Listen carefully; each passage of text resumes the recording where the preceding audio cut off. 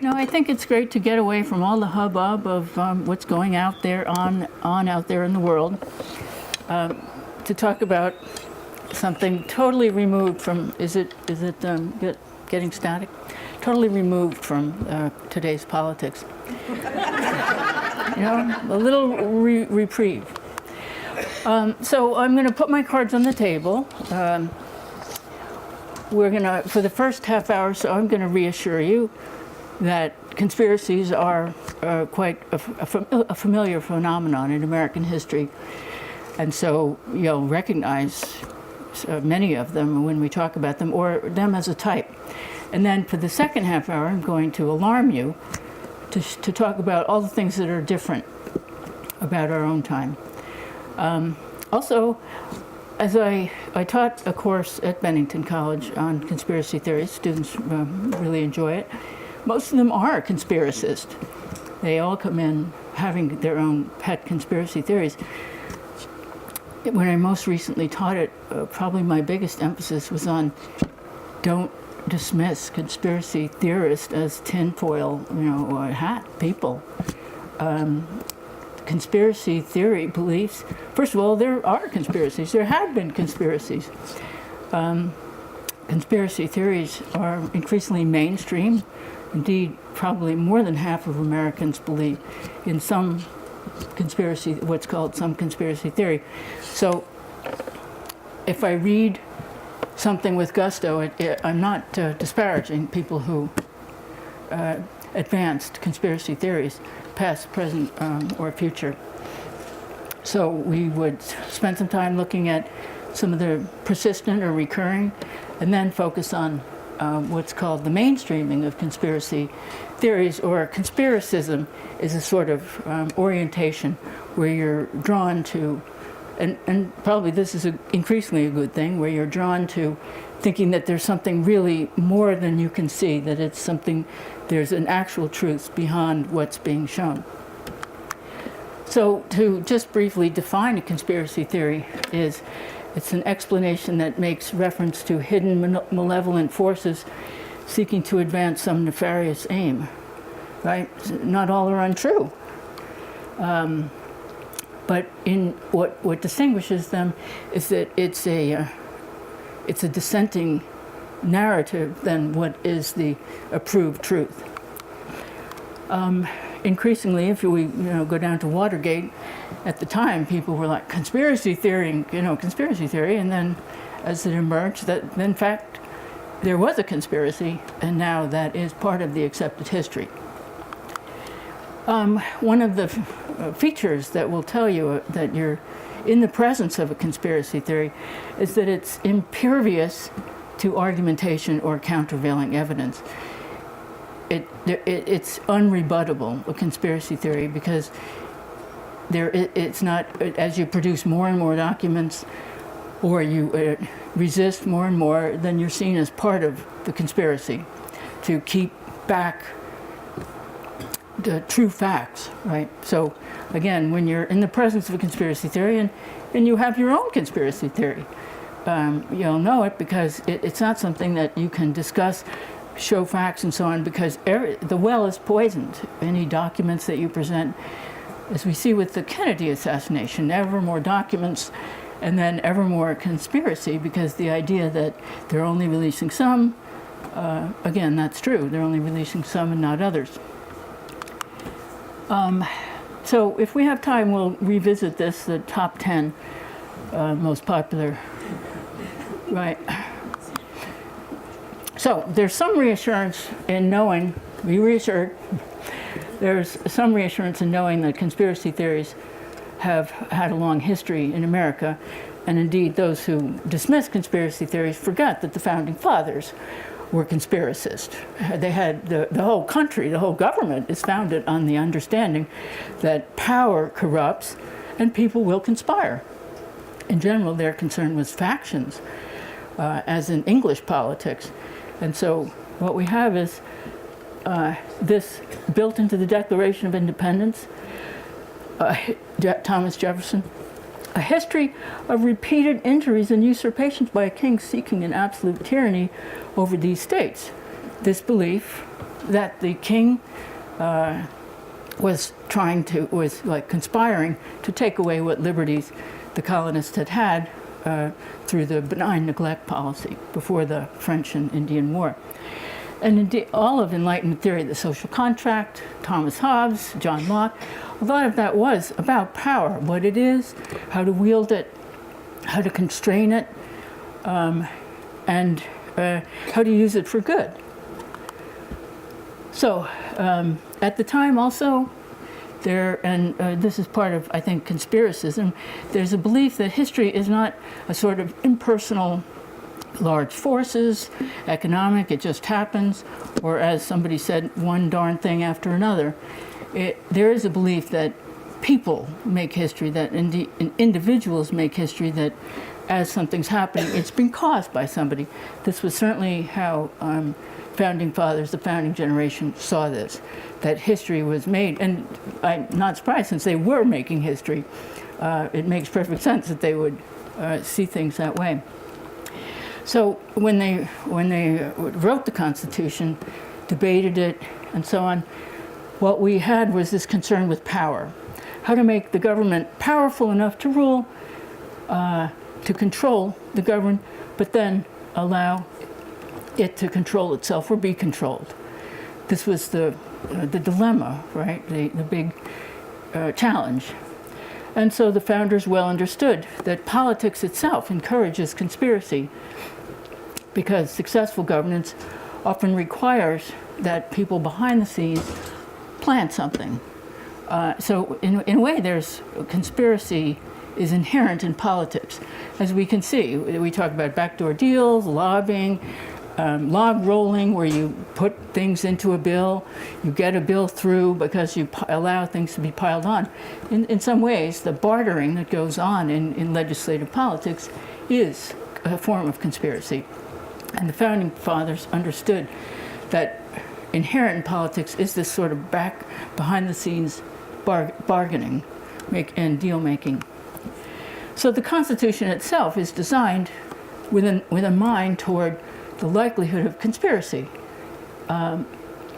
Advanced representative government without enabling conspiracies against the people's liberties by perfidious public officials and tyrannical designs by oppressive factions. Again, the founding fathers were mostly concerned about factions rather than large groups of people, at least until the French Revolution.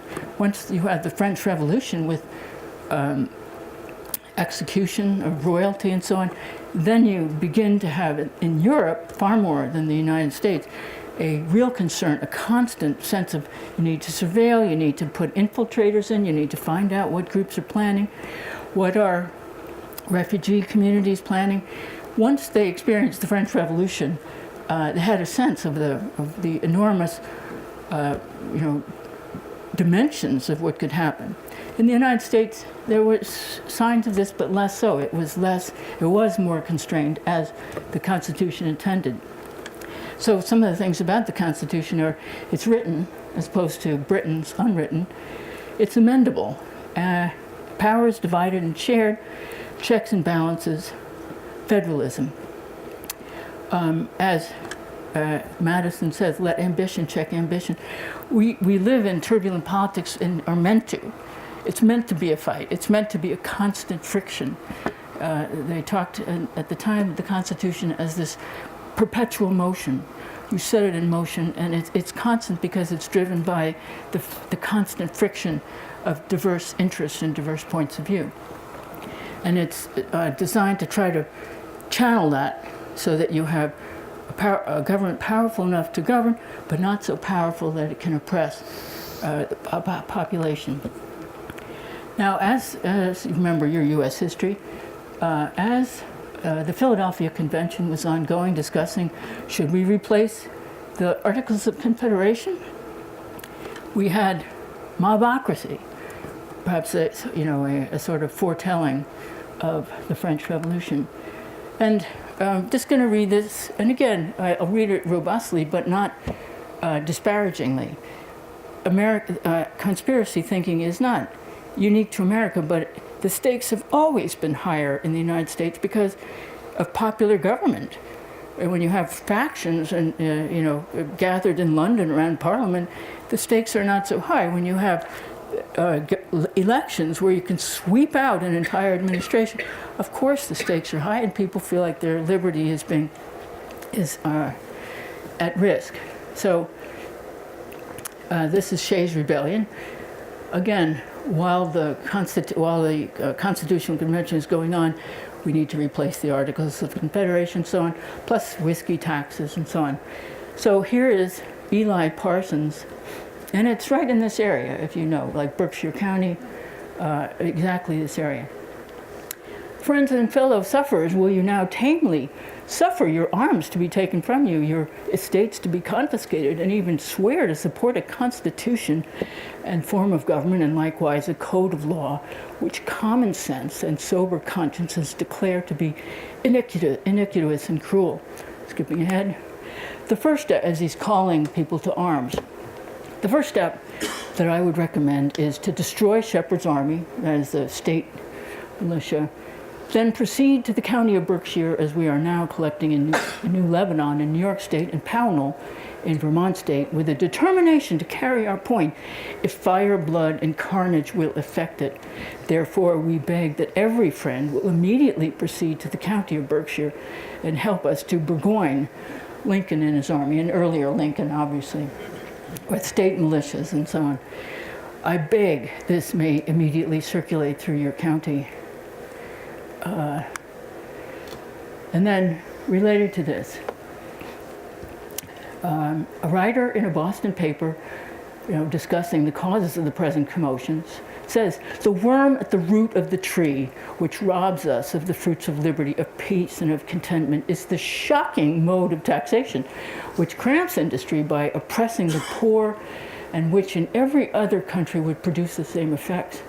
As human nature revolts at the idea of a sixth part being wrested from the wretched individuals for the sake of his political protection, and yet the poll tax of this state has been nearly, if not quite equal to this enormous burden. Jumping ahead. Again, they're talking about these oppressive taxes, whiskey taxes, and so on, and the struggle with the Articles of Convention, the Confederation government not able to tax or not able to effectively tax. And so the question of whether the state governments would be able to tax, or it is in vain that the reasons of state are disclosed, and that the understanding of the sufferers is enlightened by labored addresses. The people soon feel, but they seldom reason abstractly on points of political necessity. And if it were not for their feelings, all the arts of the incendiaries of the world would not excite them in the frenzy of rebellion into free and so happy a constitution as ours. All right, moving on. I mean, this language recurs, right? It's I think, uniquely American in that average people had something to lose, had power to lose, and that they could lose it by the actions of fellow men. That's not the case in other countries where you don't yet have the impact of the American Revolution. So, with the discussion of the finished Constitution, we have the discussion Federalist, Anti-Federalist. Mr. Printer, this is certainly a very important crisis to the people of America. Experience seems to have convinced everyone that the Articles of Confederation, under which Congress have hitherto attempted to regulate the affairs of the United States, are insufficient for the purposes intended. So on, moving ahead.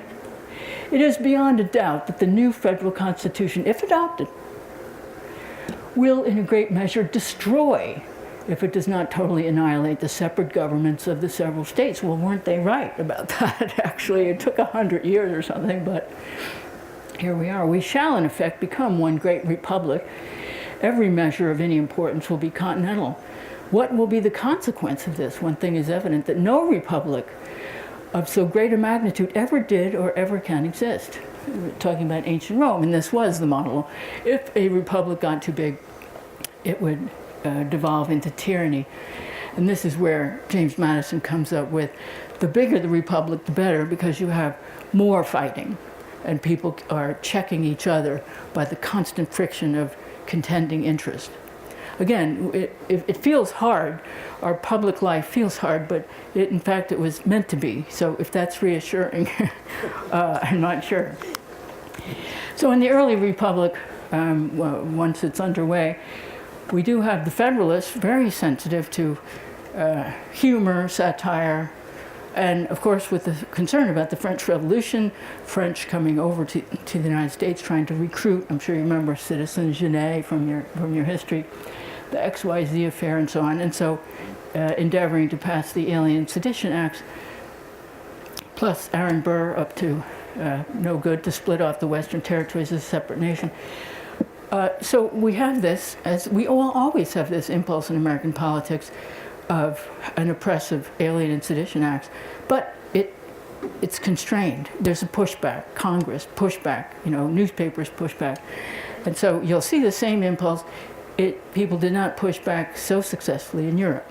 Again, constant impulse, it's not surprising, but then there's a pushback.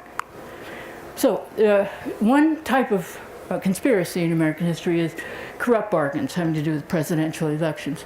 And again, I would emphasize enormous stakes, right, where you sweep out entire administrations, plus with patronage, that's at every level, right, where the new administration would appoint people.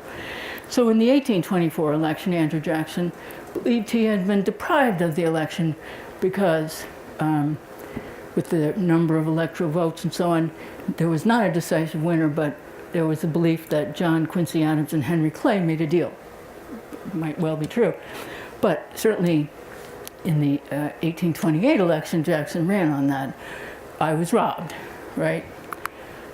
1876, so after the Civil War with the Reconstruction, there's a belief, there's evidence both ways, that the 1876 election was a tie, and the House of Representatives had to, a special committee had to come together to figure out whether to count contested votes from particular parts of the South, right? Because Reconstruction, they all admitted back, and so on. And there is a belief, and it continues among many historians, that a deal was struck, that Republicans got the presidency, and in exchange for pulling out of the South, ending Reconstruction, withdrawing Union troops from occupying the South. So that would be the, some people call it the Compromise of 1877, and other people call the corrupt bargain. Then we're more familiar, back in our own time, or here's the Chads, right? The Chad crisis, so to speak. And there's still very vexed feelings about this, very polarized views about this. Now, assassinations, again, not uniquely American, but certainly dominated by American politics. So these key elements, that there's a tragic event, there's unsatisfactory official explanation, commissions and so on, and nobody believes anything they say. There's a lack of transparency of why they leave certain things out, why certain people are called to testify. And then there are sinister motives. So here we go with Lincoln. And all of these are recent from websites, so it's not like we have to go back into the dusty archives and find some yellowing newspaper that says there was a conspiracy. These are websites, right? Theories about the Lincoln assassination. Many historians today agree that he wasn't a lone shooter, right? History News Network linking that there's many similar conspiracy theories about both assassinations, and indeed there's, maybe you've heard this, the ways in which there's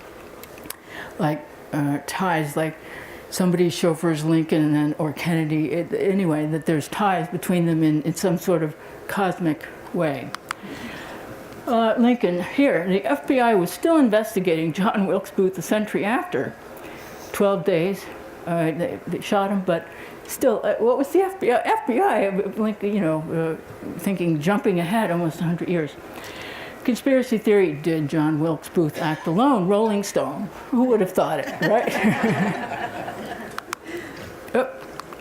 Garfield. By the way, I totally recommend a great book of Destiny of the Republic.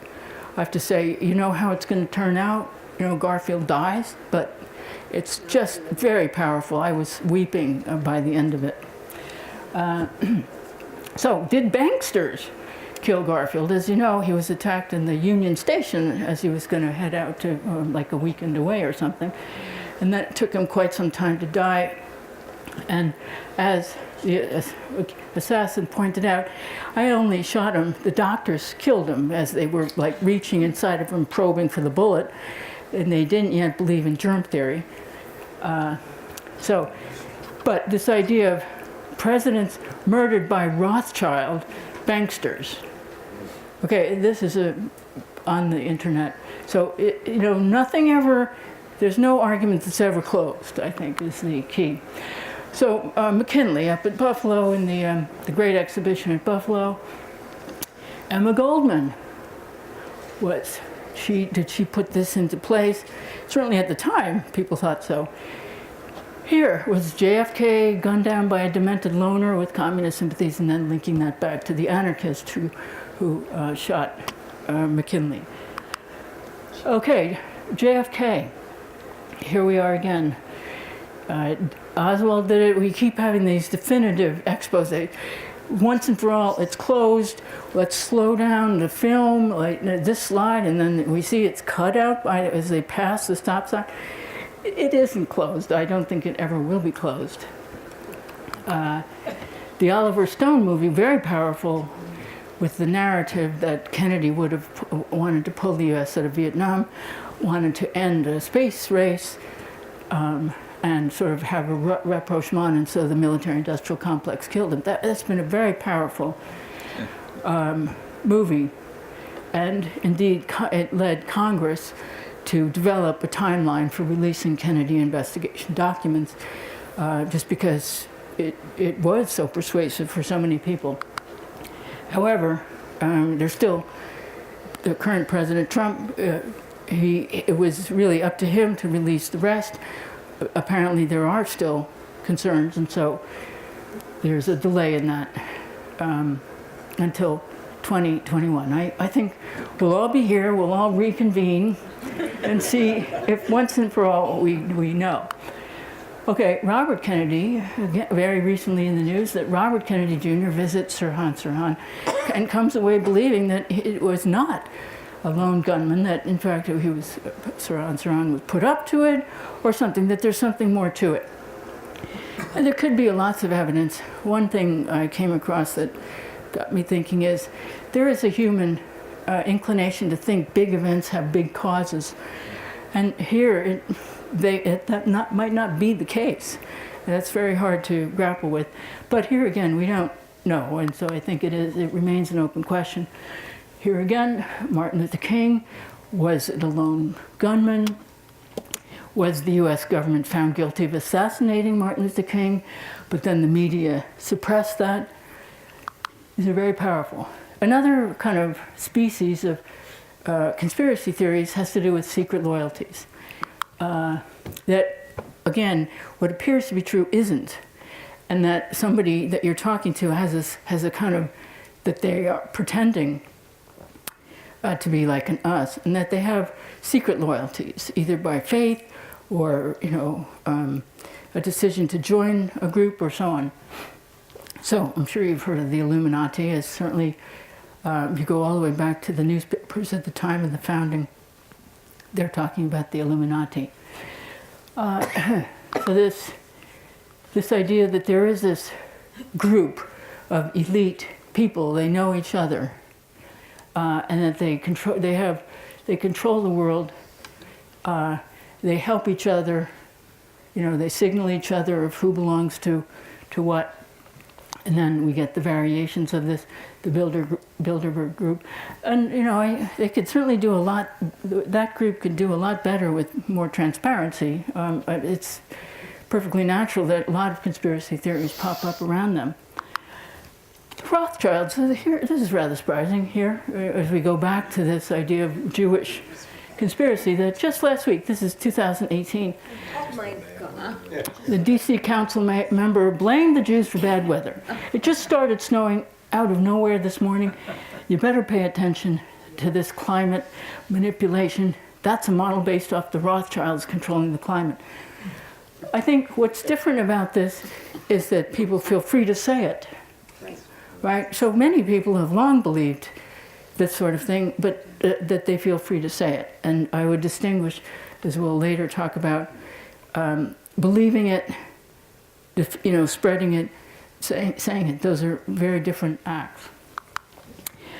Freemasons. This has been a concern, again, since the American Revolution, and popped up periodically in the 1820s. And a lot of this is about American anti-elitism. This idea that only certain people can belong to this powerful group of people who are behind the scenes running things, it actually runs counter to the very kind of American grain of we're all equal in that kind of politic sense of your vote is just as good as mine, and so on. Here are the Freemason, all of this joined together, money, the KKK, Nazis, Soviets, and what was that? Oh, Freemasons. And then, this is Angela Merkel sitting with her hands, and then this is, somebody superimposing the Masonic triangle. Because that's how she... That's, you begin to wonder. I think conspiracy theories, when you first hear them, there is a sort of, wow. And the Bushes also are Freemasons? And so there's a kind of quickening of like, I wonder if it could be true. But I'm sure she wishes that she hadn't been sitting that way. Okay, anti-Masons. This was this was the first third party in American history. This very powerful anti-Mason party. And again, there's this like deep grain in American history or in American character, that the idea that people secretly behind the scenes are helping each other, giving them office, helping them in business, pretending to be just like everybody else, but secretly helping their own.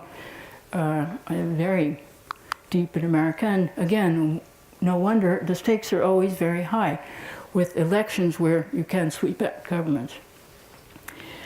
As you see, there's an effort to debunk the www.masonicinformation.com. Good luck with that. I mean, I don't think it's going to work.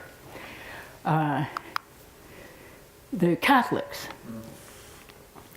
they're very concerned, and all the way up to Kennedy, I think we're familiar with the concern about Kennedy as a Catholic having loyalties to the Vatican.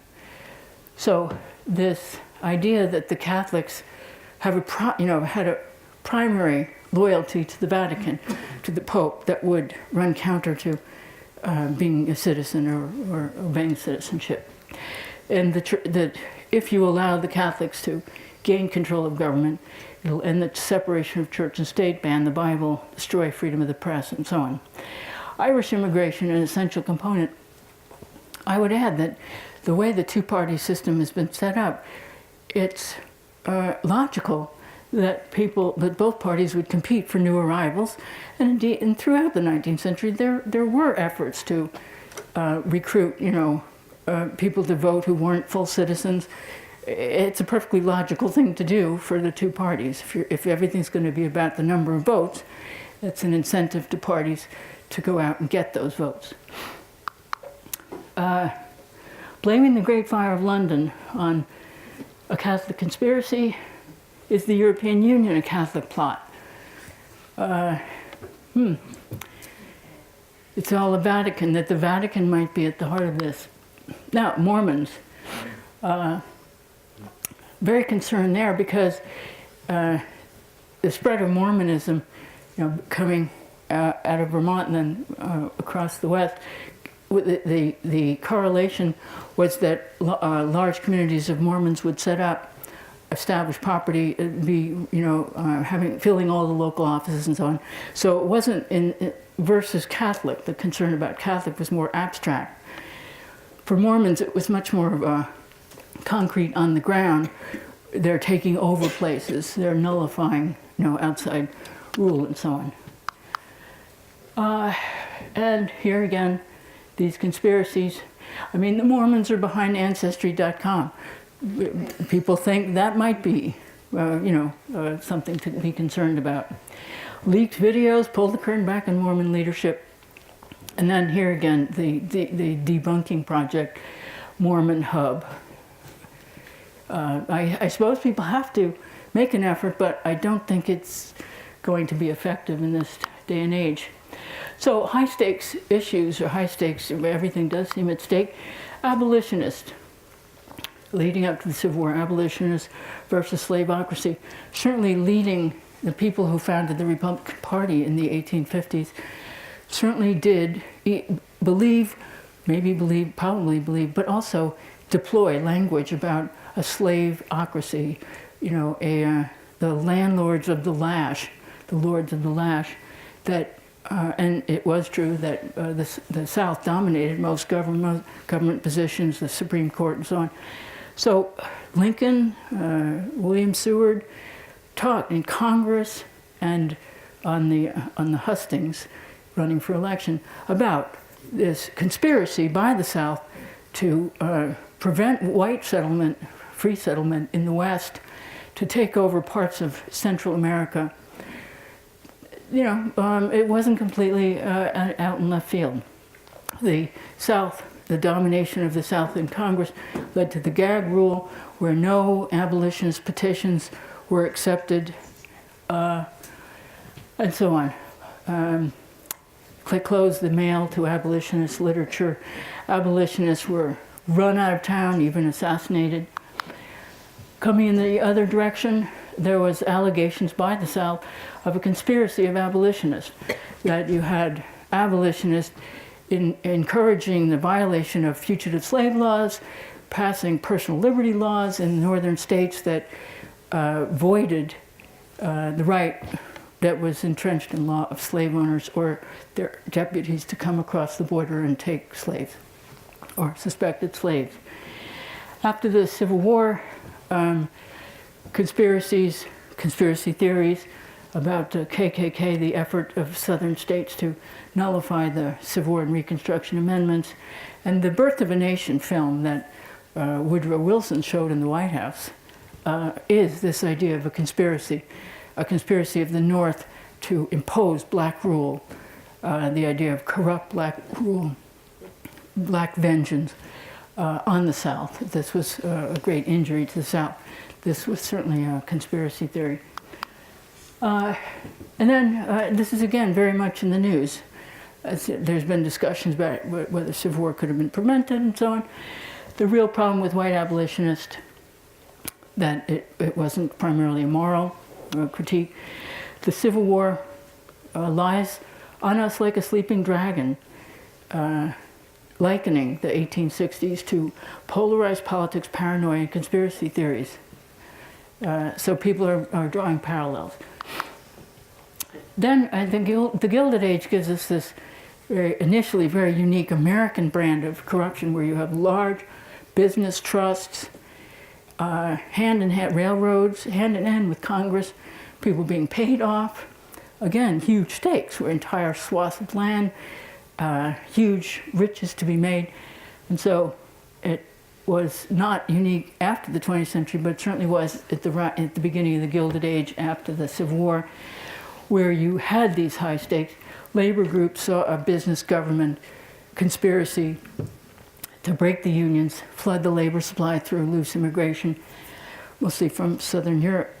The use of the Pinkerton detectives to bloody strikes to kill strikers, plus National Guards being sent to places like the Pittsburgh homestead, and even use of federal troops. On the other hand, the business sees these radical conspiracies like anarchism, anarchists at work, they're trying to undo things. So first there's the corruption, and this sense that there's a lot going on behind doors of why railroads get land grants, why certain companies are permitted to operate the way they are, and so on. And then there's conspiracy theories on all sides about what's going on. And then moving, to the more familiar, the Teapot Dome, these huge scandals of, of corruption, officials in the hand of, or in the pocket of business, political machines going back to Tammany Hall. I should mention my grandfather was part of Tammany Hall, so I have a soft spot for Tammany Hall. I'm not one of those people who think it was a bad thing. I think there were some good things about it. Political machines, parties, lobbyists, the military-industrial complex, and now we see the whole discussion in the 90s about the financial meltdown, suspicions, and probably some well-founded, that there's a lot going on behind the scenes as to why certain deals are made. Well, a big strain reacting to this is populism. And the populist movement in the West, beginning in the West and then coming into the 1890s, is kind of grounded in this argument that a vast conspiracy against mankind has been organized on 2 continents and is rapidly taking possession of the world. So Father Coughlin, we have a brief break from me to hear Father Coughlin in the interwar period here.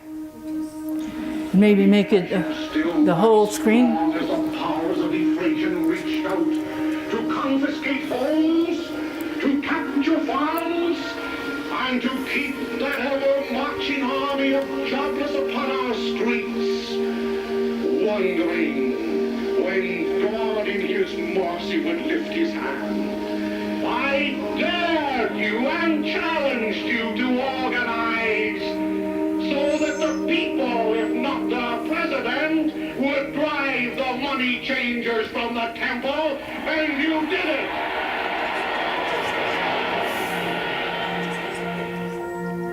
They believe that the Federal Reserve Bank has the right to coin and regulate the value of money. They're not even Americans, these so-called Democrats and Republicans. You appreciate the fact, my dear friends, that among other things in the National Union for Social Justice, we are Christian insofar as we believe in Christ's principle of love your neighbor as yourself, and with that principle, I challenge every Jew in this nation to tell me that he does not believe in it.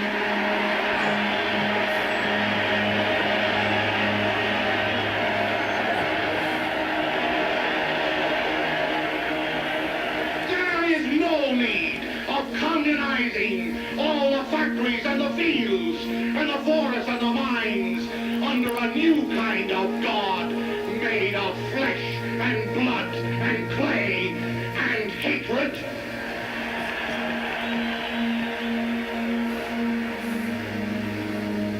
When men become so prideful that they believe their destiny is to rewrite the eternal law of God, it's time for their fellow citizens to rise up in their wrath and through the agency of ballots and not bullets to relegate them to the pages of the past.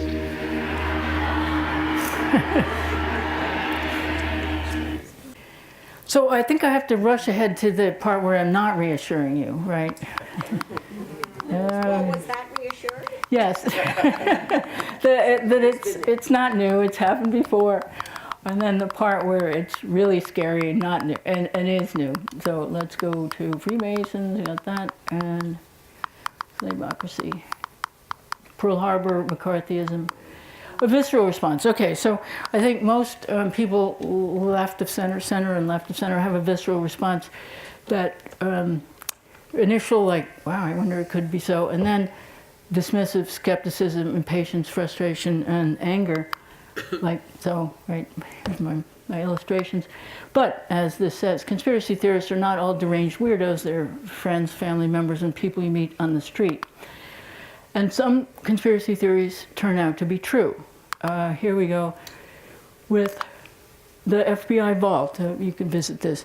These are the most, it's a PDF electronic reading room of the most frequently requested electronic or declassified files. So like Martin Luther King, Al Capone, and so on. And then the Black Vault, a kind of shortcut to that. So there's hundreds and hundreds of these PDFs that you can now download. There are many redactions, but still, well worth seeing. A lot on the 60s, student radicals, and so on. Meanwhile, the family jewels in the CIA, lots of suspicion. And then here they are. Yes, they were doing this. They were surveilling journalists, the family jewels. And then they initially held back, redacted a lot, and then push to, in 2013, to get more and unredacted of these are the secrets.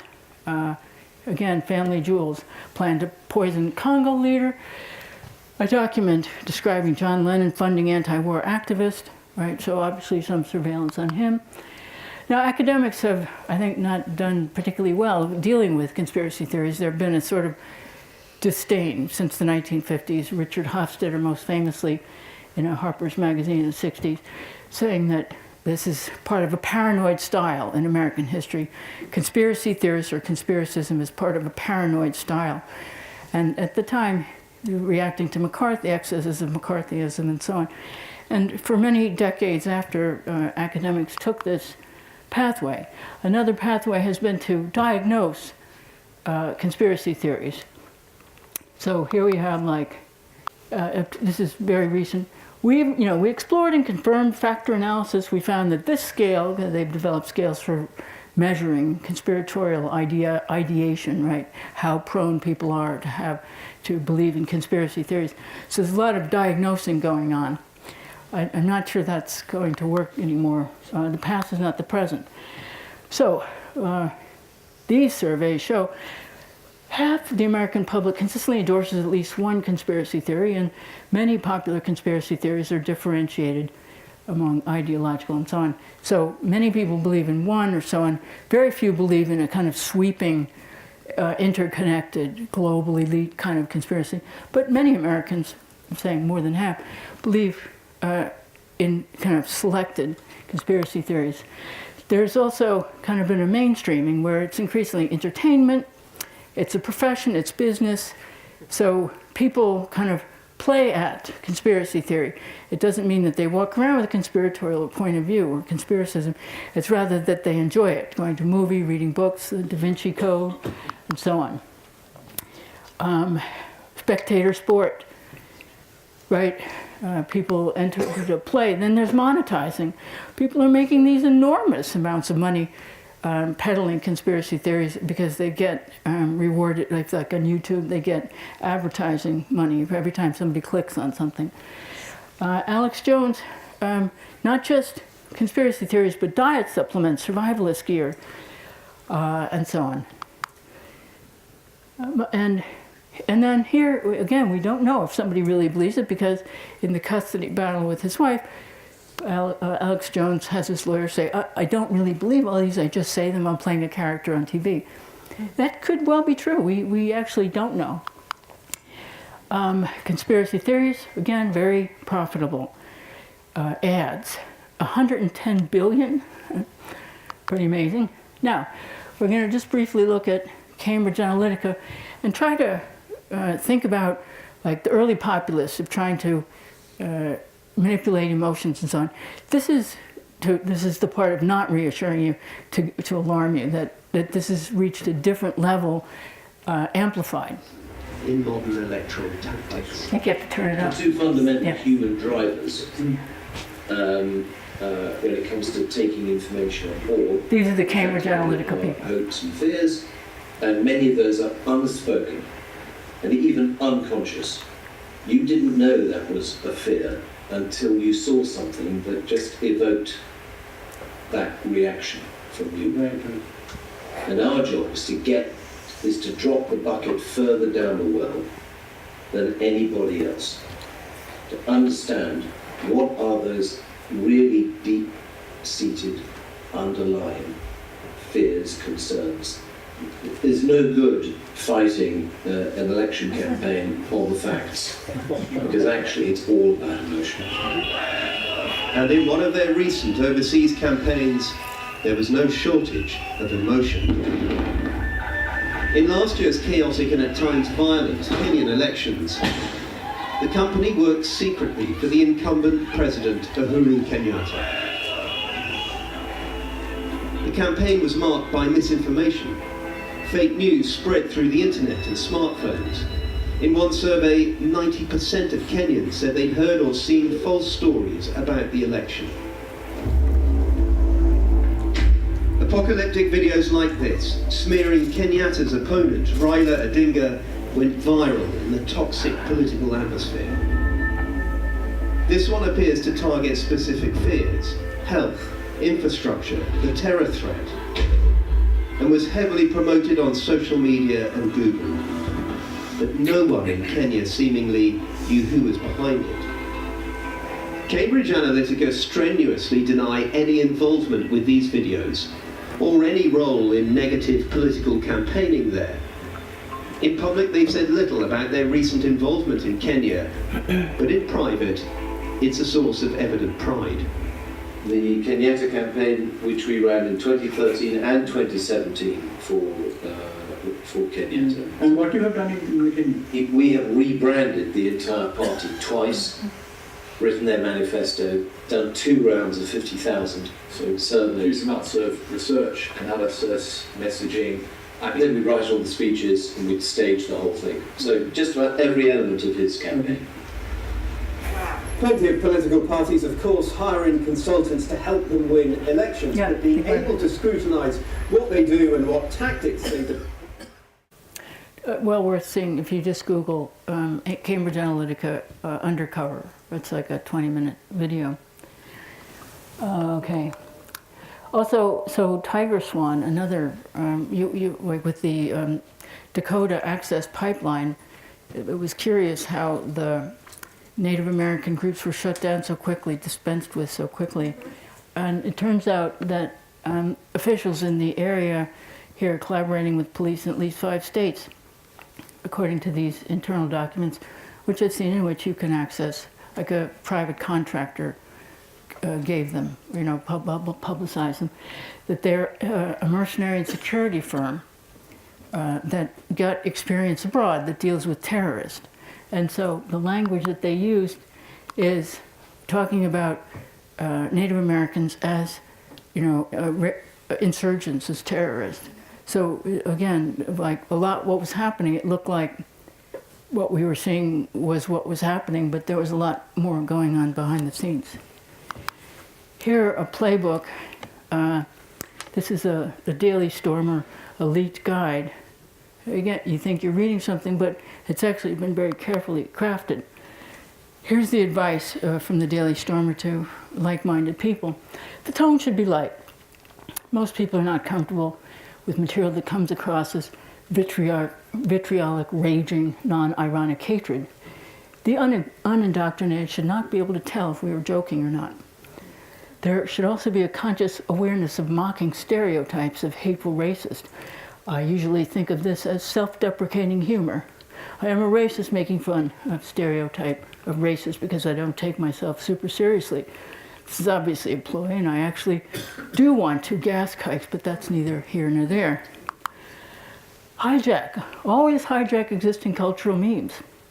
Don't worry if they were originally Jewish, it doesn't matter. Through this method, we're able to use existing culture and so on.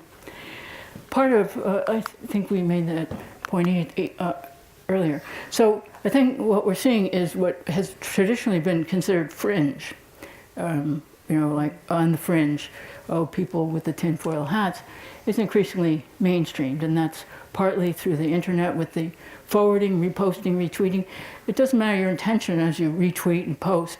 The fact is it just adds up to how many hits, and then they're higher in the Google search engine or advertisers' income and so on. Plus, it does tend to kind of supply pseudo-confirmation that after a while, like the birther thing, it appeared, and that National Review demanded documents, and then all of a sudden it seemed to be legitimate and became increasingly difficult to tell. This interview with Alex Jones, again, I don't reject the term conspiracy theorist. People now learn that means someone who questions known liars in government and media. So that definitely means what heretics did in the Inquisition. Proud to be that. What do you see as the biggest threat? Fortune 500, this hegemonic control of bankers, and so on. Again, there's a lot to that, so it's not just being made up. And then what's about to happen? Historically, when elites do this, you have a culture and an empire and a death spiral. And then here we are, Rome again, all the way back fast, go all the way back to the Shays Rebellion and the Whiskey Rebellion. They're talking about the fall of Rome as the example.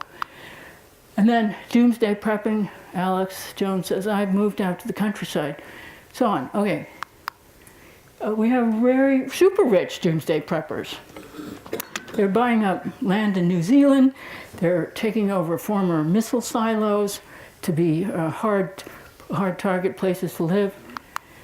Why they're coming to New Zealand, prepping for the apocalypse. A great article in the New Yorker talking about the concern. The big dilemma was, if you have your family and you escape to New Zealand, should you also give shelter to the pilot and his family? All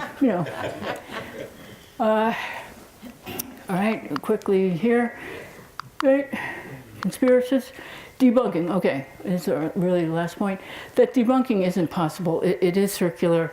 It's impervious to evidence because if the person digs in, they believe that they know this, and that you are just part of something that you're trying to somehow hide. Help hide what's true. One suggestion from Cass Sunstein, who worked in the Obama White House, suggested that the U.S. government should use private individuals to cognitively for cognitive infiltration of groups, because when the U.S. government tries to debunk, people just take it as more evidence of the conspiracy. And so suggesting in a law review article outside of his capacity in the White House that this is what the government ought to do, is look for private willing people or groups to kind of get into these discussion rooms. That sounds a lot like the Daily Stormers manual, so I'm not sure that you want to go in that direction. Conspiracy theories actually can be useful. Many of them are system, because the stakes are so high, because it is electoral, right? Votes, number of votes, that it is susceptible to conspiracies. And so we don't want to get rid of them entirely.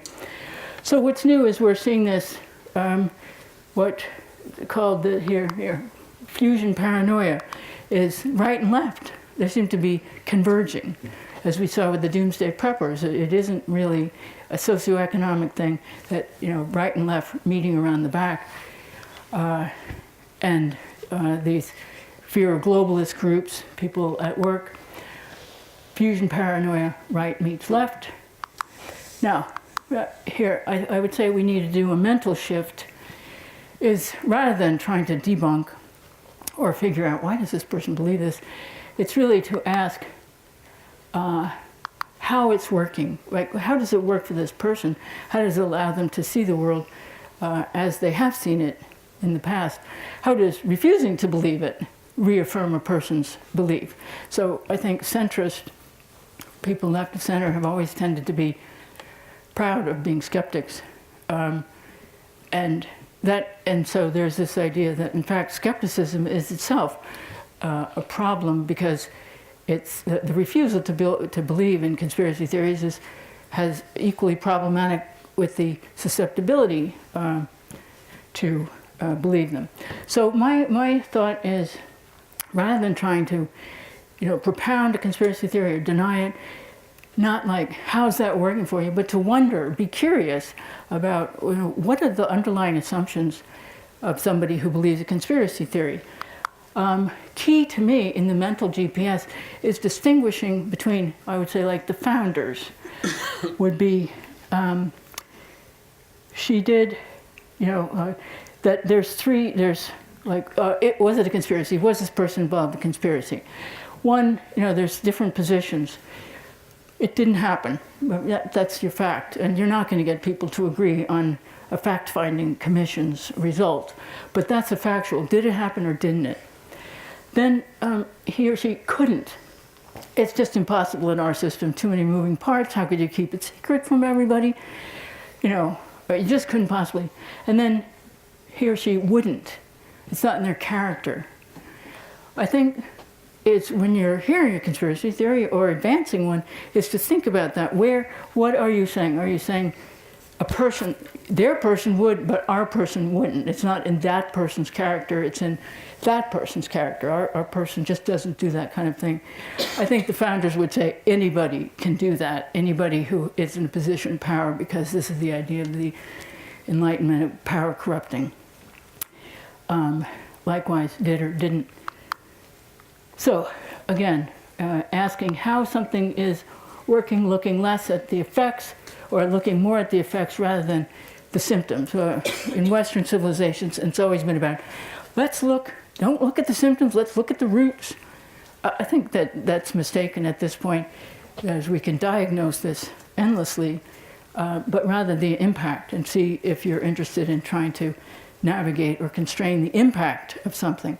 You're not going to be able to disprove a conspiracy theory of any dimensions, and so it's more about seeing how it's working, seeing the underlying assumptions of somebody about what does that person believe about the world, about their guy, about their group, whether their group would never do such a thing, but another group would. Okay, so I think questions and answer, we left time for that. Sorry to rush through the alarming part.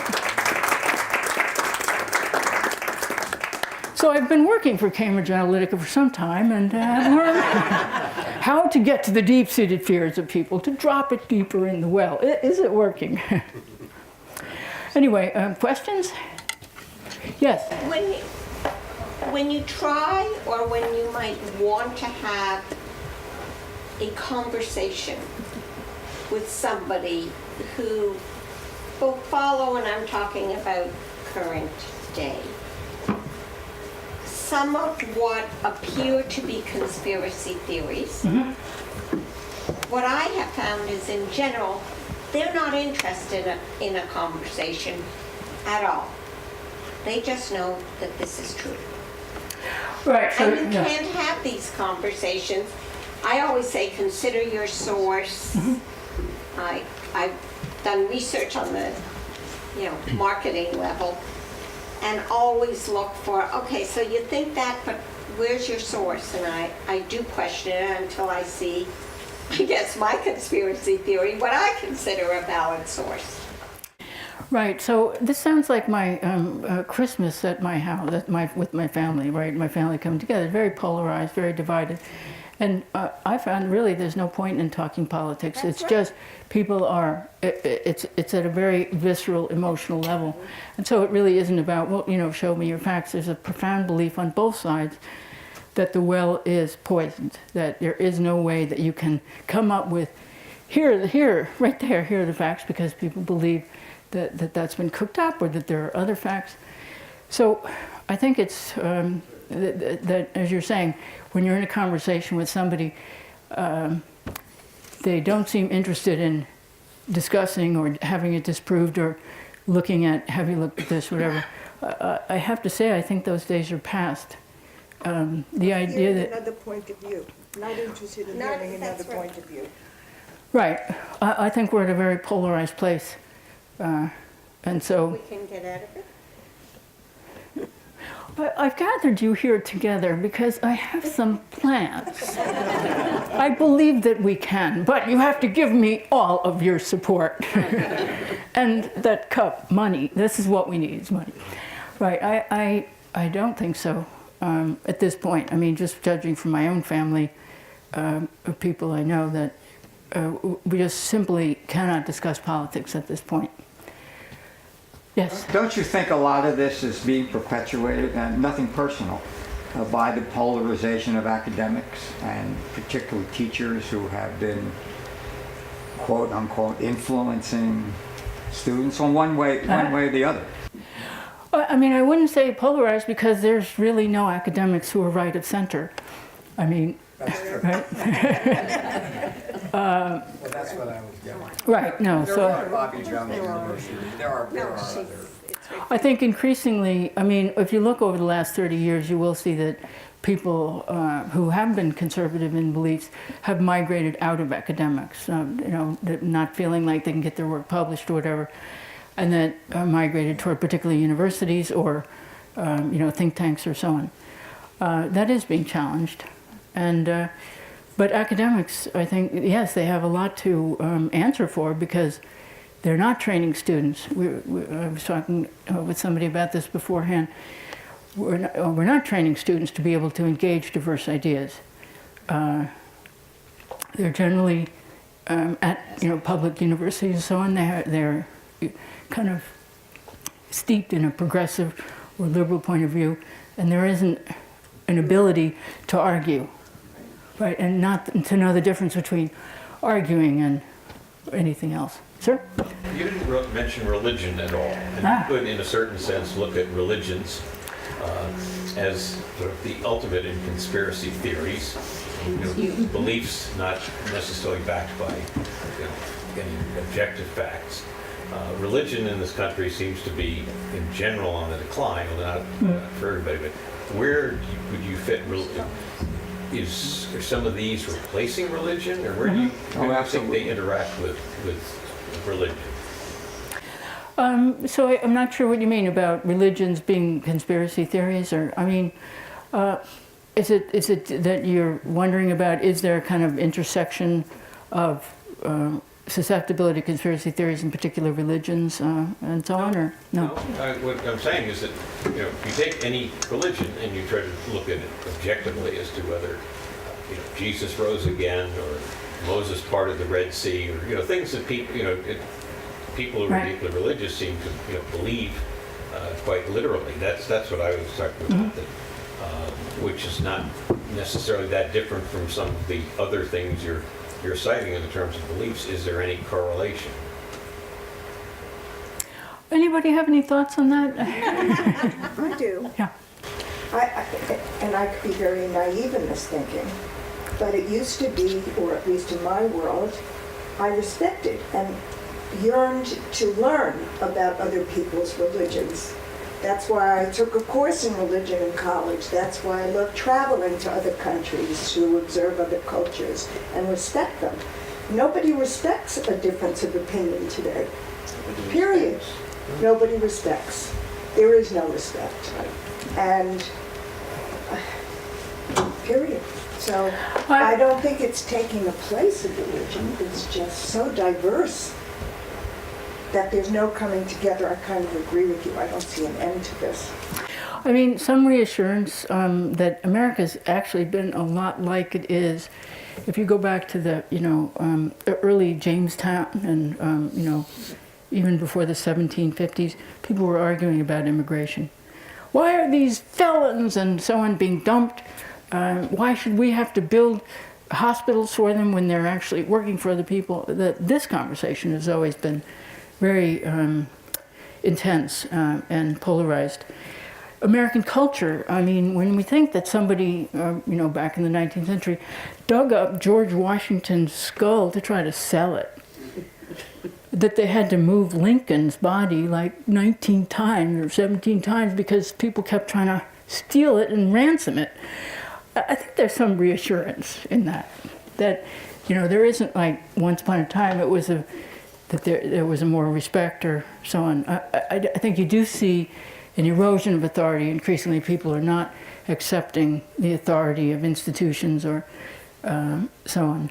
So when you say, when you talk about separation of church and state, for example, that no longer is accepted as a given or a prime American value because people believe that the documents that are used to support that view, Jefferson writing a letter or something talking about, are not the whole story, that this itself is a conspiracy to suppress Christianity or Catholicism, and that there are documents to prove it somehow that people with an agenda have co-opted particular things that Jefferson said and then used this. So there is not anymore a belief that this is a founding principle, that's what they meant, and so on.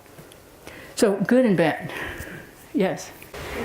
It seems that the ability to look at information that's now available worldwide as a click of a button is getting very dubious and much harder to filter the real from the not. The facts that are thrown out to stir controversy versus the actual facts. In this media savvy world we have, how do you look at information now and decide validity? Well, so postmodernism has, I think, over the last 10 or 15 years, postmodernism, the idea of skepticism about all inherited narratives, meaning history, science, medicine, philosophy, a sort of skepticism about these grand truths that humans are moving towards some greater good and so on. That postmodernism has eroded a common language or a common assumption, so there actually is no belief about objectivity. There isn't a sense that you can be objective. I think one challenge also is that the way that analytics are used to filter what we see. So it's very kind of a lot of uneasiness to know. We might like go to the same website and you're seeing something entirely different than I mean, you can try it. I think you're not going to be able to find a lot of traction for the idea of objectivity. Academics have done their job, right? Jumping on, sir? When we talk about things that might give us some safe harbor, or at least the appearance of a safe harbor, we're also living in this time of great anxiety and uncertainty and anger and confusion.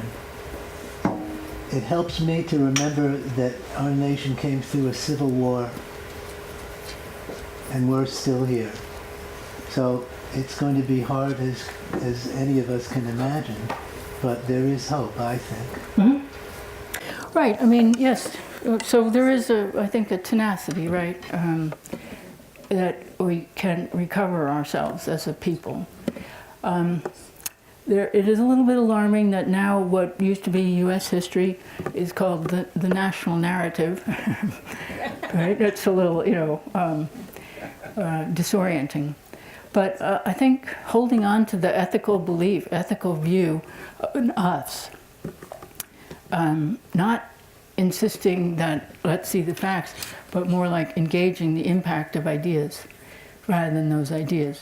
I don't think you're not going to be able to rebut or change minds, but I think you can impact the effect, what purpose of those things put to, and then influence it that way. But my sense of what you're saying, I think is true, where you hold out an ethical view of possibilities. You want the arc, you don't want the particular, because you're not going to prevail on the particular. Right, and so it's sort of like we can't know this, but what will it matter, right? If there might have been this conspiracy, and I think to ask a person, so what should we do, right? If Martin Luther King was assassinated by the U.S. government and it was covered up, what is step 2? What should we do? And listen to that, because increasingly conspiracy theories like that don't have a do next. So I think pressing people for the do next, so supposing that's true, I agree it could be, what should we do next? Listening carefully to that and trying to shape that. To me, like the historical origin, so we're talking about trying to establish where an idea comes from, like the Illuminati, and then being able to show that over time it died out, for example. Yeah. So, this is an excellent point. I would say it helps me make an important distinction between satisfying yourself and engaging others. So, for example, when I heard about Cambridge Analytica, it took me quite a bit to satisfy myself. This is true, and particularly the undercover. When I saw the thing about Tiger Swan and the Dakota Access Pipeline, it took me quite some time to drill down to see, are these credible? Is this true? So that's for me coming to terms with something, deciding whether something's credible or not. And in those, I still definitely use Enlightenment Project approaches, evidence. Where's it coming from? Who shaped it? But engaging with others, I don't see that I can use some of those same strategies because we don't share a common sense that these are neutral principles or like a scientific method. There isn't that shared belief. And so in engaging with others who are not open to debating whether something's true or not, I think I'm more interested in looking at, and so what should we do next? I meant more of casting doubt on, for instance, the conspiracy theories, like for instance, false facts can convey doubt upon something regardless of whether it's true or not. It gives you that sense of doubt regardless of the facts, whether right or not. When I'm saying more if you convey doubt upon the origin of the belief, does that seek to contain rather than because then the person who is susceptible to this theory is also susceptible to the fact that this theory, the origins of this theory might be incorrect as well. I think that's a very interesting strategy. I see what you're saying, where if they begin to wonder where something came from, right, and that it itself has very peculiar origins, not origins that they would approve of or agree with. So I think you could probably, if based on historical research, if you could track back the pedigree of something and demonstrate that without seeming to make it all about changing your mind, I think that might be an interesting strategy. Thank you very much. Thank you.